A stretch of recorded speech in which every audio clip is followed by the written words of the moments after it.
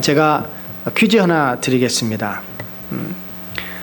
우리 젊은 연애하는 남녀 사이 대화입니다. 우리 남자가 그 자매의 립스틱 칠한 것을 보고 이렇게 말했습니다. 자기 립스틱 색깔 이쁜데? 자, 이거를 경상도 말로 바꾸면, 이제 남자의 버전으로 바꾸면 이렇죠. 니 주디 왜 극하노? 이거를 이제 다른 말로 또 한번 해보겠습니다. 남자가 이제 여자에게 자기 사랑해 아주 이렇게 달콤하게 얘기를 합니다. 그러면 경상도 남자가 이 표현을 하면 어떻게 되겠습니까? 우리 교인 중에 경상도 남자가 안 계시죠? 내 때려치기도 그런 말 못한다. 네, 그렇게 돼 있더라고요. 사랑의 마음은 뭐 같지만 표현은 다를 수 있죠. 오늘은 특별히 우리가 이 사랑에 대해서 좀 이야기를 해보려고 합니다.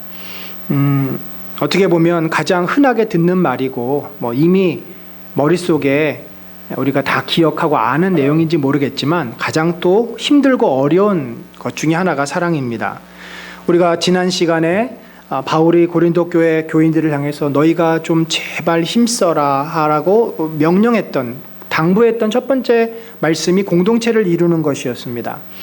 그런데 이 공동체라는 것은 저절로 이루어지지 않습니다. 서로 관심을 갖고 배려하고 서로 이렇게 섬겨야만 공동체가 되지, 가만히 있는다고 서로 이게 하나가 되지 않습니다. 그렇다고 한다면 바울이 정말 이제 고린도전서에서 하고 싶은 가장 핵심적인 얘기가 바로 고린도전서 13장 사랑입니다. 그러니까 이 사랑을 통해서 공동체도 이루어지는 것이고, 사랑을 통해서 고린도 교회 성도들의 믿음도 자라고 삶도 바뀔 수 있는 거예요. 세상에 만병통치약이라는 건 없지만 저는 사랑은 만병통치약이라고 믿습니다. 사랑만큼 모든 것을 담아낼 수 있고 사랑만큼 모든 것을 변화시킬 수 있는 힘이 있는 것은 없습니다. 그래서 우리가 이 신약 성경 중에 사랑을 가장 어떻게 보면은 잘 표현한 말씀으로 우리들이 꼽는 고린도전서 13장이 이러한 배경에서 나오게 된 것이고, 오늘 우리들에게도 이 말씀은 주옥 같고 우리가 정말 배워야 하고 또 그렇게 살아야 되는 말씀이 되었습니다. 당시 고린도 교회 성도들이 이 불편한 사람들끼리 함께 예배를 드리는데 서로 갑자기 화해하고 어저께까지 막 으르렁거리던 그 관계가 하루아침에 아주 따뜻한 관계로 바꾸기는 어려운 것이죠. 변화가 필요합니다. 그래서 바울은 이 고린도 교회 교인들 중에서 그래도 믿음으로 살려고 하는 사람들이 있잖아요. 그래도 그들은 예배를 드리고 은사를 사모하는 사람들입니다. 바울은 그들에게 이렇게 말합니다. 너희들 은사를 사모하는 것은 참 좋아. 그런데 제발 그 은사 좀 자랑하지 말고, 내가 이렇게 방언한다고, 내가 이런 예언하는 능력이 있다고 자랑하지 말고, 내가 너희들이 자랑하는 것보다 더 좋은 것, 가장 귀한 은사를 알려줄 테니까 이 은사를 좀 사모해봐. 그게 뭐냐면, 자, 우리 12장 31절인데 한번 같이 읽어볼까요? 자, 시작. 너희는 더욱 큰 은사를 사모하라. 내가 또한 가장 좋은 길을 너희에게 보이리라. 여러분, 12장 31절이 12장 끝이고 13장으로 바로 넘어가는데, 13장에 이제 무슨 이야기를 하냐면 사랑에 대한 이야기를 합니다. 그러니까 바울이 생각하는 가장 큰 은사, 가장 좋은 은사는 뭐냐면 사랑인 거예요. 어차피 사랑도 우리들이 힘으로 할 수 있는 게 아니에요. 주님이 주셔야지만 할 수 있습니다. 이 사랑장에 나와 있는 내용을 보면은 절대 우리가 흉내는 내도 제대로 할 수 있는 것은 없어요. 자, 그러면 그 내용이 뭘까요? 바울이 이 사랑을 만병통치약, 그 해결책으로 제시한 이유가 있지 않겠습니까? 바울이 그들에게 왜 가르치지 않았겠어요? 왜 부탁하지 않았겠어요? 왜 권면하지 않았겠어요? 다 해봤어요. 근데 바뀝니까? 여러분, 우리가 아이들 데려다 놓고 차분차분 설명도 하고 이해도 시키고 이야기도 해보는데 아이들이 바뀌던가요? 아니면 막 화를 내고 심지어 종아리를 때리고 무섭게 해도 아이들이 바뀌던가요? 사람은 그렇게 가르치고 어떤 충격을 준다고 해서 금세 바뀔 수 있는 것이 아닙니다. 결국 바울이 깨닫고 확신을 가진 것은 물론 다 자기의 경험으로부터 나오는 것인데, 이 고린도 교인들이 서로 변화되려면 사랑을 하는 수밖에 없구나. 그래서 바울은 지금 그들에게 사랑을 이야기하는 것이고, 사람은 사랑을 받으면요 정말 변화됩니다. 놀라운 기적이 일어나요. 사랑에는 그런 에너지가 있어요. 그래서 우리가 손양원 목사님의 사랑의 원자탄, 그분이 준 사랑으로 많은 사람들이 변화되고 감동을 받습니다. 사랑을 받으면 사람은 마음이 부드러워지고 믿음이 생기고 성장하게 됩니다. 그래서 우리가 이 사도 바울이 말하는 사랑은 그저 내가 좋아하는 사람에게 한 가지 막 더 잘해주려고 하고 뭐 좋은 거 사다 주고 이런 그 자기 중심의 사랑이 아니라, 그 영혼이 죄에서 떠나서 잘 진리 가운데 성장하도록 돕는, 그러니까 어떤 의미에서 이 사랑은 엄마가 아이를 바른 길로 잘 양육하는 사랑이라고 볼 수 있을 것입니다. 그래서 바울이 말하는 사랑을 잘하면요 그 사람이 반드시 변화되게 돼 있어요. 주님이 우리를 양육하시고 키우시는 방법을 바울이 지금 우리들에게 구체적으로 알려주는 겁니다. 바울은 오늘 사랑에 대해서 5가지로 설명을 합니다. 우리가 아까 찬양도 했지만 그 13장에 나와 있는 사랑의 여러 가지 표현을 5가지로 이렇게 요약해 볼 수가 있어요. 첫 번째, 사랑한다고 하면서 이 마음이 없으면 절대 사랑이라는 것을 할 수가 없습니다. 사랑은 뭐냐면요, 오래 참음, 인내입니다.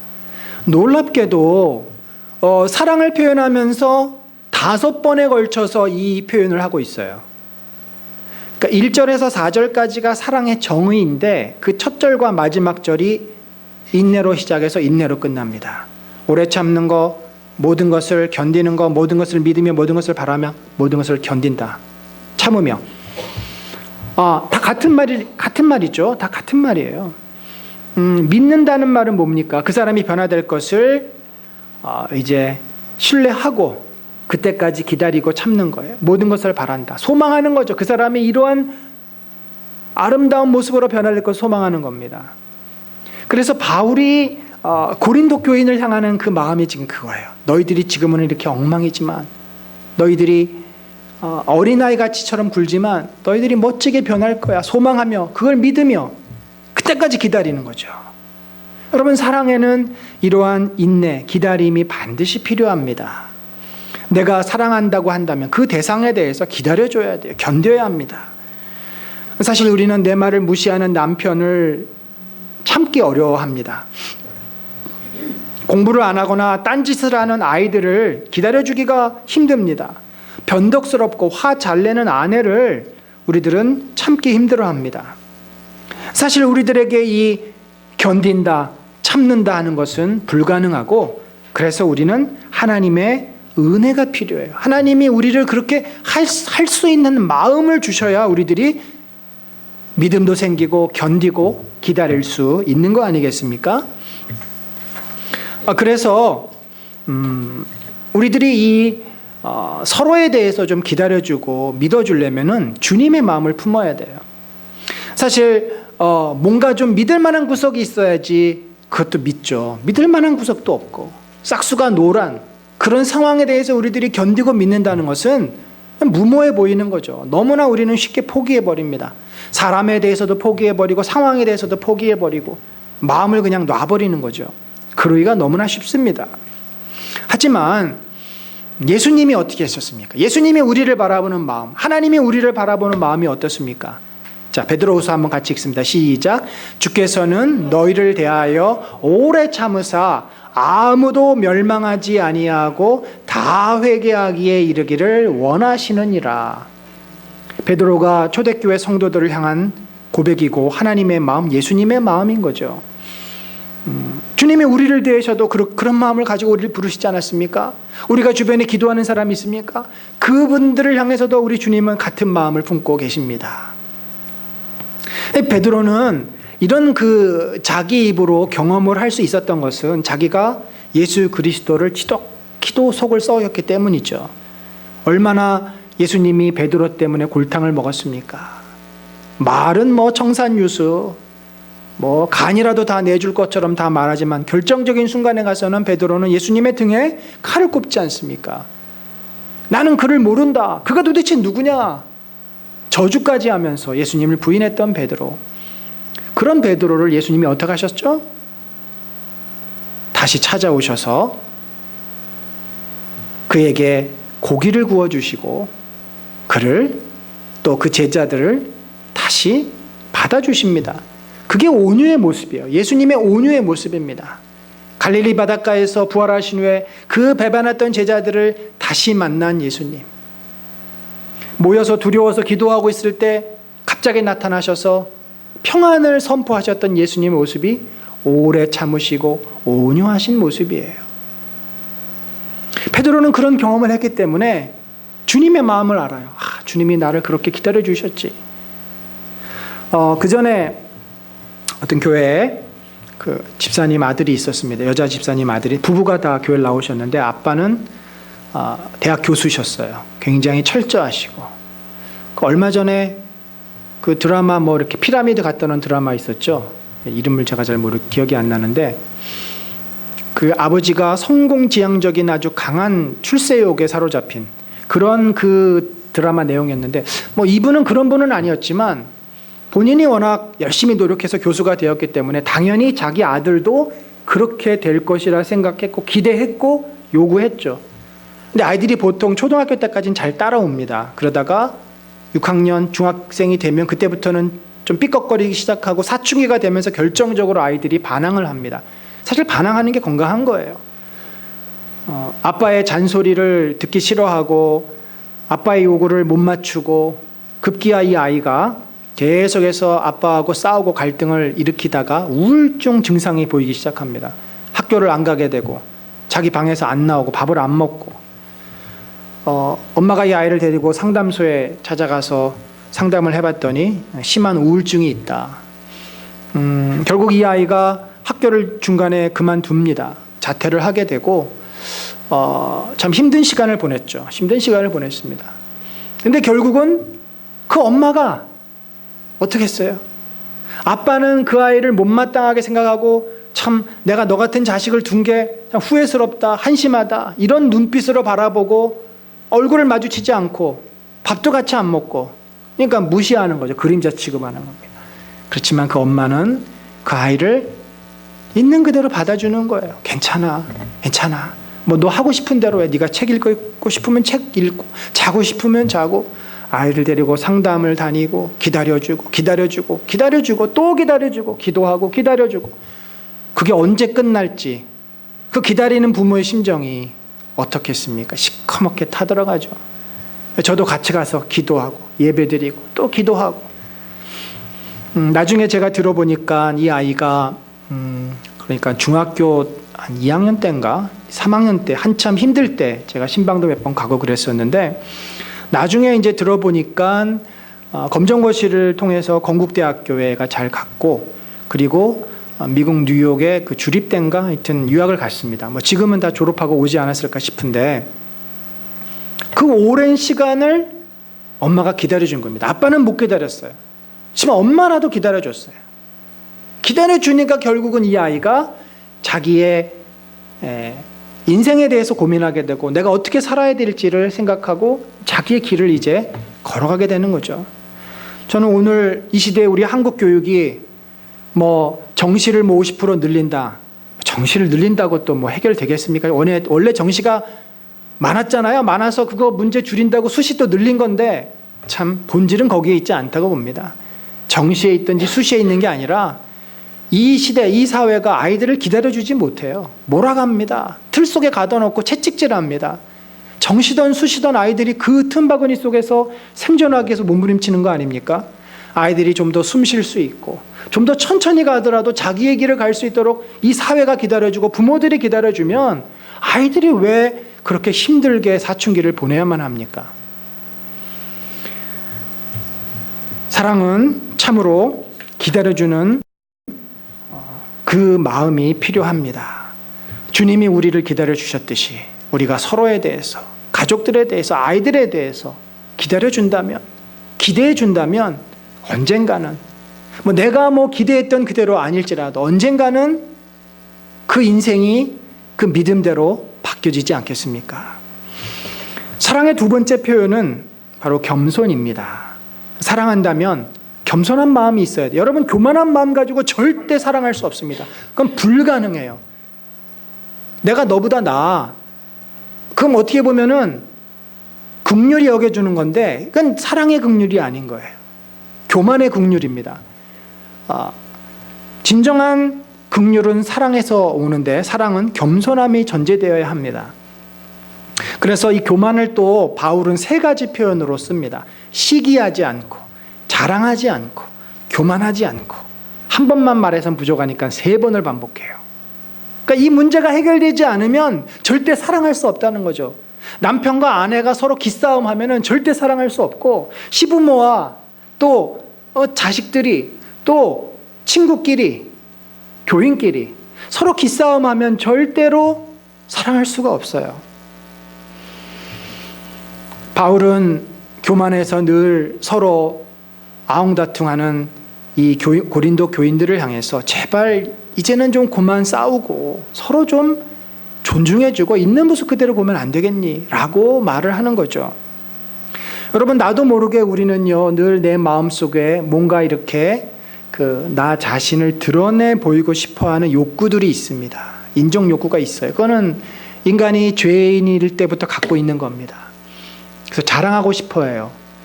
근데 이제 남들 앞엔 자랑하는 것이 쑥스러우니까 대놓고 못 하는데 가족들한테는 자랑하잖아요. 엄마, 아빠, 나 이것 봐. 여보, 요즘 봐봐. 가족들한테는 나 이런 사람이야, 나 이런 아빠야, 나 이런 엄마야, 나 이런 딸이야.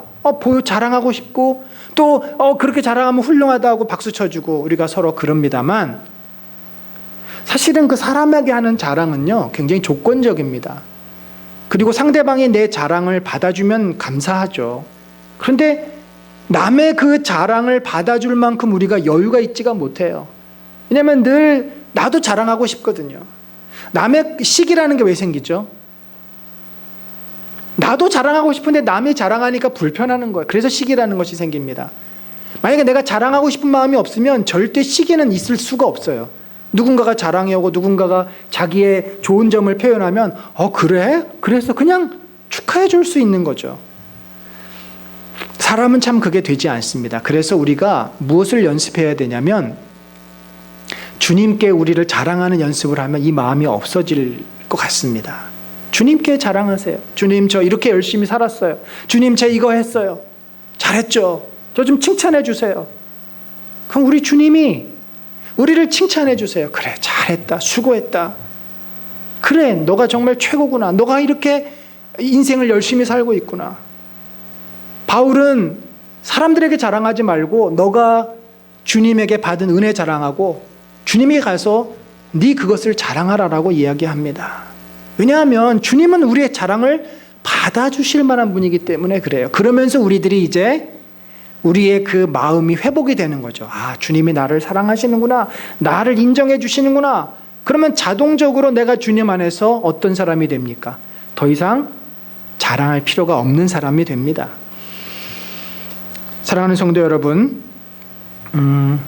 우리가 그렇게 마음껏 주님 안에서 우리를 표현하고 우리를 고백했을 때 우리는 나도 모르게 존귀한 사람으로 바뀌어져 있어요.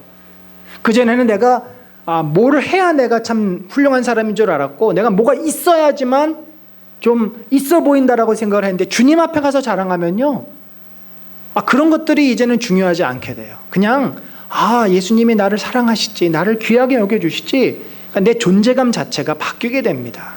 저는 그런 은혜가 있을 때 우리들이 사랑하는 것이 훨씬 쉬워지고 사람들을 받아주고 용납하는 것이 훨씬 쉬워질 줄로 믿습니다. 그런 은혜가 있기를 바랍니다. 세 번째로 사랑은 분노하지 않고 온유한 것이다. 이 문제가 참 우리 한국 사람들, 한국 사람이라고 너무 일반화시키면 뭐하지만 저 자신에게도 참 많은 것이고 우리가 조급하고 좀 급한 성격을 가진 그런 분들이 많지 않습니까? 그래서 바울도 이것을요 역시 근데 보니까 고린도 교회 사람들도 마찬가지예요. 역시 이것을 세 가지로 표현을 해요. 사랑은 온유하며 무례행치 아니하며 성내지 아니하며. 여러분, 이 말이요 온유라는 것으로 봅시다. 온유는 뭐냐면요 화를 내지 않는 상태죠. 그러니까 무례행하지 않는 거예요. 그 다 같은 개념입니다. 그러니까 온유하지 않는 모습은 뭐죠? 막 까칠하고 거칠게 대하고 무례하게 대하고 함부로 하고 그런 모습은 온유한 게 아니죠. 온유하다라고 하는 것은 참 친절하고 따뜻하고 상대방을 있는 모습 그대로 받아주고 용납하고 환영하는 태도예요. 그러니까 우리는 대부분 남이 짜증내면 나도 같이 짜증내잖아요. 남이 빵빵거리면 나도 빵빵거리잖아요. 그게 우리 일반적인 모습인데, 남이 좀 거칠고 까칠하게 대해도 그거를 그냥 받아줄 수 있는 마음, 그것이 온유인 거죠. 남이 잘못해도 그걸 이해해 주려는 마음, 그것이 온유인 것입니다. 예수님이 늘 그랬어요. 나는 온유하고 겸손하다. 제자들이 엉뚱한 소리를 해도, 제자들이 죄를 지어도, 제자들이 잘못해도 예수님은 항상 그들을 그런 온유한 마음으로, 물론 책망하실 때는 책망하셔도 늘 동일하게 그래도 너희들은 내 제자야, 그래도 내가 너희를 사랑해, 그런 태도로 대하신 것입니다. 이 온유가요, 왜 온유하고 무례히 행한다, 성낸다 이것을 같이 바울이 표현했을까요? 온유는요 놀라운 힘이 있습니다. 결국은 뭐 사랑의 힘인데, 왜냐하면 온유라는 것은 사랑의 한 표현이니까. 온유한 마음을 경험하면요, 무례했던 사람이 그 무례함을 내려놓게 됩니다. 부끄러워지게 돼요. 성내던 사람이 그 화가 사라지게 돼요. 그러니까 온유라는 것은 사람의 마음을 바꾸는 힘이 있다라는 거죠. 마치 불을 끄는 물과 같습니다. 짜증을 내거나 화내는 사람에게 온유하게 한번 대해 보세요. 그 사람에게 마음을 좀 편안하게 할 수 있도록 그렇게 좀 대해 보시면 그 분이 사라지고 상대방의 마음도 차분해진다는 거죠. 왜냐하면 이 온유 속에는 내가 당신을 진심으로 이해합니다. 내가 당신을 존중합니다. 당신은 참 귀한 사람입니다.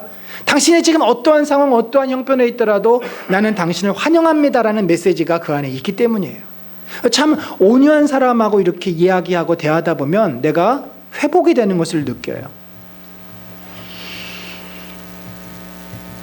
온유는 더 나가서 화를 낼지라도 그 사람의 감정까지 이해하고 그 사람의 마음을 공감해주면 심지어 그 마음을 변하게까지 한다는 거죠.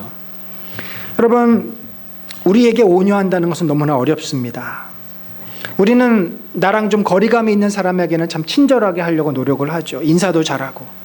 그런데 가까운 사람, 부부 사이나 부모 자녀나 가족들에게는 그 온유한 게 참 안 된다는 거예요. 말 안 듣는 아이를 향해서 내 목소리가 나도 모르게 높아져 가요. 배려하지 않는 남편에게 까칠하게 대하게 됩니다. 밖에서 아무리 피곤하고 힘들어서 지쳤지만 막상 집에 오면은 잘해야지 하는 마음은 없어지고 무심하게 대하게 되는 거죠. 여러분, 우리는 가족들을 사랑합니다. 사랑하기 때문에 기대도 많이 하고 요구도 많이 합니다. 그래서 그런지 기대를 채우지 못할 때 화가 납니다. 요구를 들어주지 않을 때 속상합니다. 그러니까 우리가 이런 모순 속에 있어요. 나는 가족을 사랑해. 그런데 그 사랑하는 가족을 향해서 나는 화를 내고 있고 소리를 지르고 있는 거죠. 까칠하게 대합니다. 생각으로는 사랑한다고 하는데 내 감정은, 내 마음은 그 섭섭함과 속상함과 뭐 이런 여러 가지 감정들 때문에 전혀 온유한 모습은 나오지 않습니다. 그러니까 온유한 모습이 없으니까 까칠한 것과 까칠한 것이 부딪히니까 어떻게 늘 다툼이 됩니다. 여러분, 사랑에는 아까 말씀드렸지만 신비한 힘이 있습니다. 경험해 보신 분들은 압니다. 사랑을 베풀어 주거나 사랑을 표현하면 짜증내고 불안해하던 사람이 편안하게 바뀝니다. 화를 잘 내는 사람을 잘 받아주면, 들어주고 이해해주면 그 짜증 많고 화내던 사람들이 변화가 됩니다. 어느 순간 부드러운 사람으로 바뀝니다. 결국 주님이 우리에게 던져주신 숙제는 이거입니다. 인생은 어차피 스트레스도 많고 원하는 대로 되지 않는 것이 많기 때문에 화나고 짜증나고 그런 게 인생이에요. 그런데 우리가 예수님을 만나서 예수님을 알기 때문에 예수님 안에서 우리들이 그 짜증 많고 화 많은 이 세상에서 온유한 사람으로 바뀌어지라는 거죠. 온유한 사람으로. 우리의 의지로는 절대 안 됩니다. 어떻게 됩니까? 불가능합니다. 안 돼요. 아무리 내가 화를 막 꾹꾹 눌러놔도 나이스하게 하려고 해도 막 이게 삐져 올라와요. 못 참습니다. 얼굴이 울그락불그락 하게 되고 나도 모르게 소리가 나옵니다. 예수님은 나는 온유하고 겸손하니 나에게 와서 배워라. 나에게 와서 배워라. 결국 우리가 예수님에게 그걸 경험해야 돼요. 내가 힘들고 지치고 화가 나고 주님 나한테 어떻게 이러십니까? 주님 너무나 힘들어요. 못해 먹겠어요. 짜증을 내고 원망하고 그렇게 주님 앞에 나가서 기도할 때 주님은 우리 어떻게 하세요? 야 임마 너 그것도 못해? 그렇게 몰아치지 않으세요. 우리를 받아주시고 우리를 이해해 주시고 그러면 우리가 그 안에서 회복이 되는 거죠. 온유를 배우는 겁니다. 여러분 우리가 예배를 통해서 기도를 통해서 또 말씀 묵상하면서 다 교회에서 하는 모든 훈련, 영적인 활동과 훈련들이 결국은 우리가 주님의 마음, 주님의 성품, 주님을 닮아가고 배워가는 거 아니겠습니까? 그렇게 되면은 까칠하던 사람이 편안하고 따뜻한 사람으로, 화가 많던 사람이 화가 없어지고 온유한 사람으로 바뀌는 기적 같은 일들이 내 안에 일어날 수 있다는 겁니다. 우리 공동체 안에 일어날 수 있고 우리 가족들 안에 일어날 수 있다는 거죠. 이건 저 개인적인 또 고백이기도 하고 저희 아내도 그렇고 우리 아이들도 그렇고 이거를 계속 경험하고 있고 이런 것 속에서 아 주님이 우리와 함께 하시는구나. 주님이 나를 돕고 계시는구나. 이거를 고백하지 않을 수가 없습니다. 사랑의 네 번째 바로 이것은 사랑에 어떻게 보면은 가장 핵심적일 수 있고 가장 우리가 힘들어하는 부분인데 바로 자기의 유익을 구하지 않는 것입니다. 여러분 우리는 대부분 다 자기의 유익을 구하죠. 나를 위해서 삽니다. 그게 어떻게 보면 인생의 본질이고 죄성이에요. 조국 씨도 결국 자기 아이의 유익을 구하다가 그 부인까지 지금 재판을 받게 되지 않았습니까? 이 개혁을 주장하는 좌파들의 논리적인 모순은 뭐냐면 결국은 자기의 유익을 내려놔야만 자기의 기득권을 내려놔야만 그것이 설득력을 얻고 제도적인 이 변화를 유도할 수 있는데 거기에서 나는 싹 빠지면 나의 유익을 포기하는 그 권리를 포기하는 모습이 없으면 그것은 이제 모순이 되는 거죠. 이번에 조국 사태를 통해서 우리들이 경험하는 거 아니겠습니까? 사람들이 그 부분을 납득을 못하는 겁니다.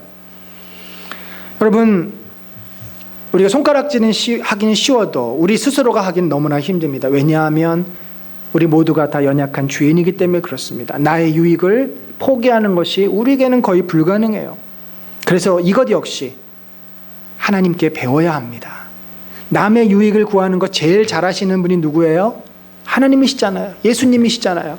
자기 아들의 생명까지도 포기하실 만큼 우리의 유익을 위해서 아들을 주신 그 하나님, 그분의 그 넓은 마음, 그분의 그 이타심은 무엇과도 비교할 수 없는, 그래서 아가페의 사랑이다. 그것은 바로 하나님의 사랑, 예수 그리스도의 사랑 아닙니까? 우리 한번 요한일서 4장 10절 읽어보겠습니다. 시작. 하나님이 우리를 사랑하시는 사랑을 우리가 알고 믿었노니 하나님은 사랑이시라. 사랑에 거하는 자는 하나님 안에 거하고 하나님도 그의 안에 거하시리라. 예, 그렇습니다. 우리가 하나님을 통해서 사랑이 무엇인지를 알게 된 거예요. 예수 그리스도의 그 죽으심과 십자가의 고난과 부활을 통해서 하나님이 우리를 얼마나 사랑하셨는지를 깨닫게 되는 겁니다. 그래서 우리는 그분 앞에 가서 그 사랑이 무엇인지 알게 되고 나를 이렇게 사랑하셨구나 경험하는 거죠. 고백하는 겁니다. 그래서 하나님이 내 안에 계시면, 성령께서 내 안에 계시면 그 사랑을 내가 느끼잖아요. 지금 예수님을 포기하면서까지 나를 사랑하셨구나. 그거는 실제인 거예요. 과거의 역사적인 사실이었고 그것이 오늘날 우리에게 적용되는 거죠. 예수 그리스도의 십자가의 사건은 단번에 이루어졌지만 과거와 현재와 미래의 모든 인생을 위해서 단번에 십자가에 죽으신 겁니다. 역사적인 시점은 다르지만 그것이 적용되는 시점은 동일해요. 과거에 있는 사람이나 현재에 있는 사람이나 미래에 있는 사람 모두에게.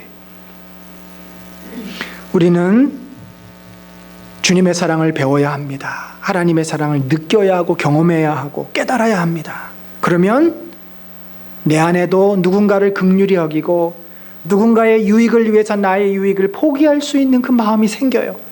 그 작은 씨앗 같지만 그 주님의 사랑이 내 안에 심기어지면 그것이 싹을 내고 자라서 사랑이 점점 자랍니다. 점점 긍휼의 마음이 커집니다. 점점 나의 유익을 포기할 수 있는 마음이 생깁니다. 그래서 우리가 어떻게 돼요? 성장하게 되고 변화되는 거죠. 사랑의 마지막 단계는 진리 안에서 우리들이 성장하고 변화되는 것입니다. 예수님이 바울을 통해서 주신 말씀 가운데 결국 고린도 교인들뿐만 아니라 우리들에게 기대하고 바라시는 것은 우리가 그렇게 변화되고 자라는 거예요.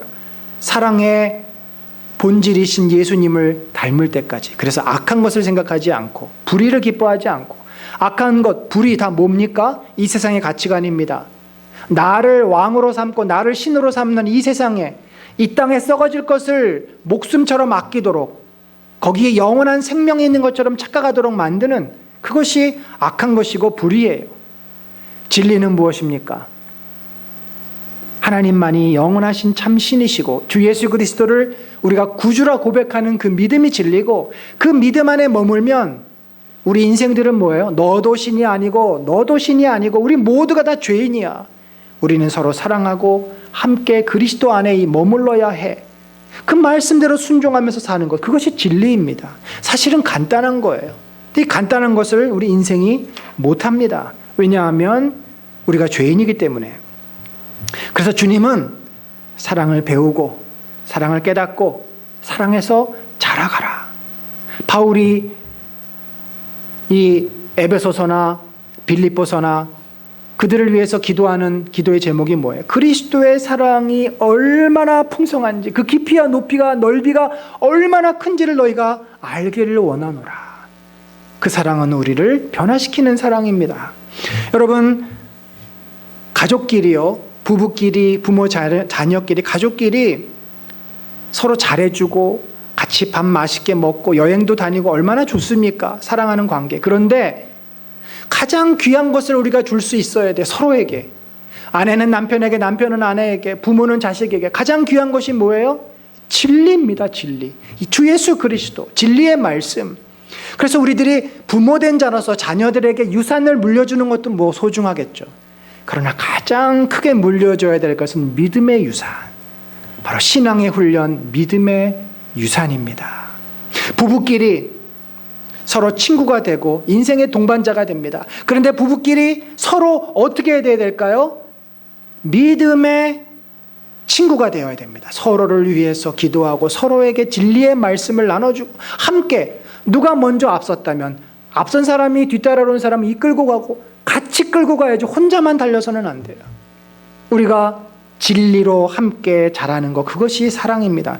저와 아내가 제가 25살, 24살 때인가요? 대학교 4학년 때 만나서 4년 연애하고 결혼을 했는데 이제 29년 결혼 생활 했으니까 33년을 같이 어떻게 보면 얼굴을 맞대고 살아왔는데 뭐 그동안 가장 이제 제가 감사하고 기뻐한, 주님 앞에 기뻐하고 참 감사한 내용은 저희 부부가 다른 것보다 물론 뭐 서로 많이 싸우고 갈등하고 수많은 시간들이 있었지만 이 진리 안에서 서로 기뻐하고 진리 안에서 함께 성장하고 자라왔다는 거죠.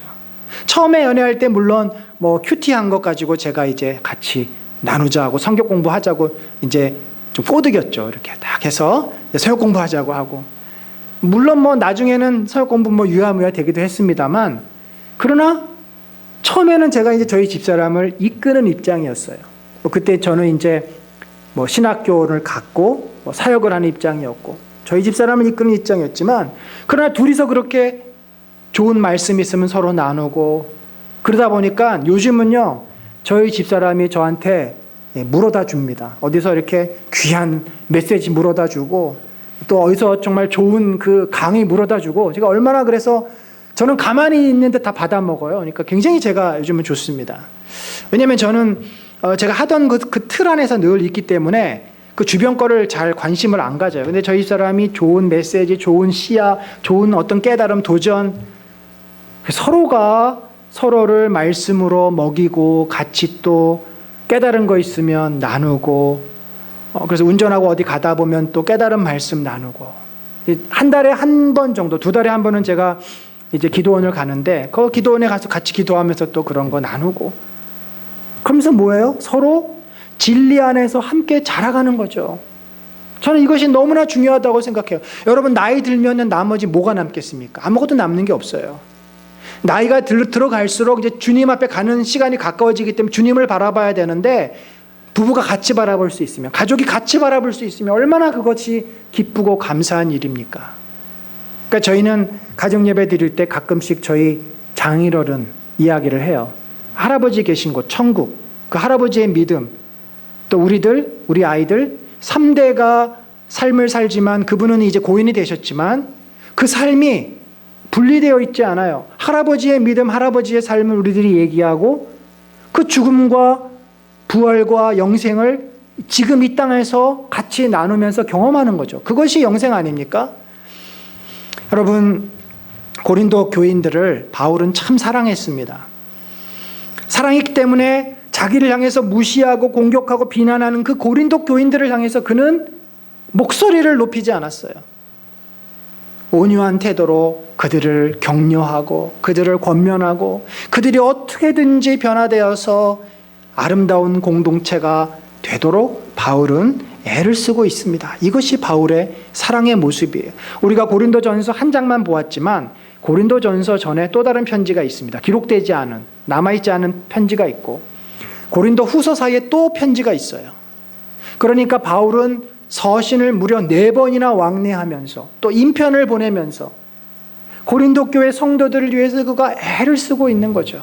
그의 사랑이 글자 한 글자마다 묻어나 있고 말 한마디 한마디마다 묻어나 있습니다. 그가 이렇게 사랑을 표현할 수 있었던 이유는 그도 예수 그리스도로부터 사랑을 받았기 때문이에요. 바울이 어떤 사람이었습니까? 예수 믿는 자들 잡아다가 감옥에 쳐놓고 스데반을 돌로 치도록 사주한 사람이에요. 살인 교사죄로 사형을 받아야 될 자라 그런 사람입니다. 눈에는 살기가 등등했어요. 그런데 예수님이 그를 오래 기다려주시고 찾아오셨을 때 그를 향해서 저주하지 않으셨습니다. 심판하지 않으셨습니다. 사울아 사울아 어찌하여 네가 나를 핍박하느냐. 내가 아프다. 너가 내 백성을 핍박하니까 내가 너무 마음이 아프다. 그 안타까운 마음으로 온유한 마음으로 사울을 만나 주시고 놀라서 정말 혼절한 그를 데려다가 씻기고 회복시키고 다시 하나님의 진리의 삶으로 그를 변화시킨 예수님, 그 예수 그리스도를 그가 경험했기 때문에 그도 고린도 교회 교인들을 향해서 이 마음을 표현할 수 있었던 것입니다. 사랑하는 성도 여러분, 저도 마찬가지고요. 여러분도 마찬가지라고 저는 생각합니다. 제가 소시적에 한 30대, 40대 초반까지만 해도 이 목회자로서 갖고 있는 어떤 특권의식이 있었어요. 나는 특별히 하나님으로부터 선택받은 사람이야. 성도들을 정말 잘 가르쳐야 돼. 저들을 잘 이끌어야 돼.